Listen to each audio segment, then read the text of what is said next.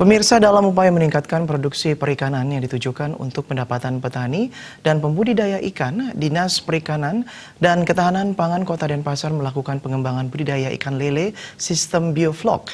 Bersamaan dengan sistem tersebut, pemirsa, secara perdana, Kadis Perikanan dan Ketahanan Pangan Kota Denpasar, Anak Agung Bayu Brahmasta, memberikan bantuan bibit ikan lele Sangkuriang sebanyak 28.000 ekor kepada Pokdakan Penatih Lestari Dentim yang ditebarkan langsung di lahan pertanian setempat.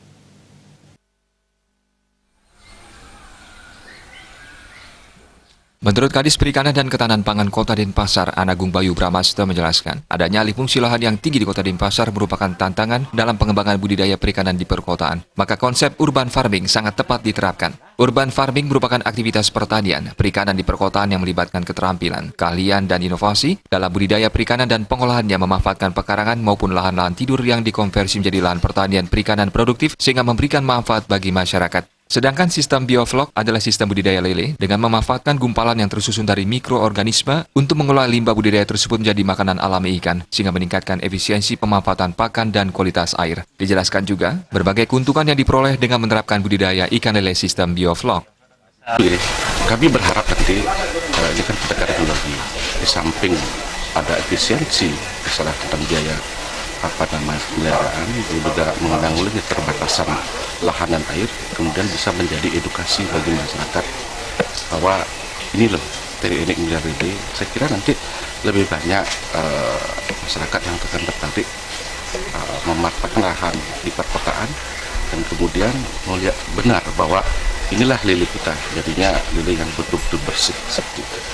Ditambahkan peluang pasar perikanan budidaya lele cukup besar karena hasil produksi perikanan budidaya di Kota Denpasar seluruhnya terserap oleh pasar. Kebutuhan ikan konsumsi khususnya lele untuk Kota Denpasar sekitar 10 ton per hari. Dari produksi yang dihasilkan oleh pembudidaya ikan Kota Denpasar rata-rata 22,5 ton per bulan. Untuk memenuhi permintaan konsumsi ikan tersebut masih kekurangan sehingga masih didatangkan dari luar Denpasar. Sementara bendahara kelompok ikan Penatih Lestari, I Gusti Putu Dharma mengaku senang dengan adanya bantuan budidaya lele dengan sistem bioflok. Pihaknya akan semaksimal mungkin meningkatkan mutu dan produksi dari budidaya lele tersebut dan diharapkan biaya operasional dapat ditekan.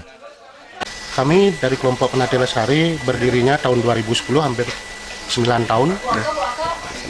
Kami sudah setiap 3 bulan, 1 bulannya hampir panen kurang lebih 700 kilo sampai 1 ton.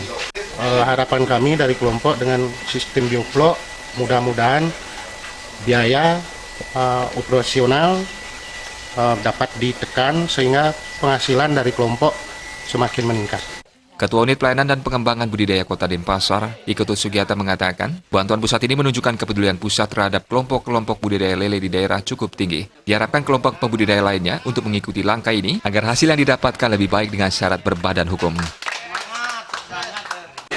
Dengan begitu gencarnya keinginan kelompok-kelompok yang ada Kota Denpasar di bawah naungan UPP itu sendiri, kami dari Ketua UPP mengharapkan teman-teman yang belum sebagai syarat utama memperoleh bantuan ini adalah berbadan hukum. Jadi kami harapkan himbau kepada teman-teman kami kelompok pembudidaya secepatnya untuk mengurus badan hukumnya.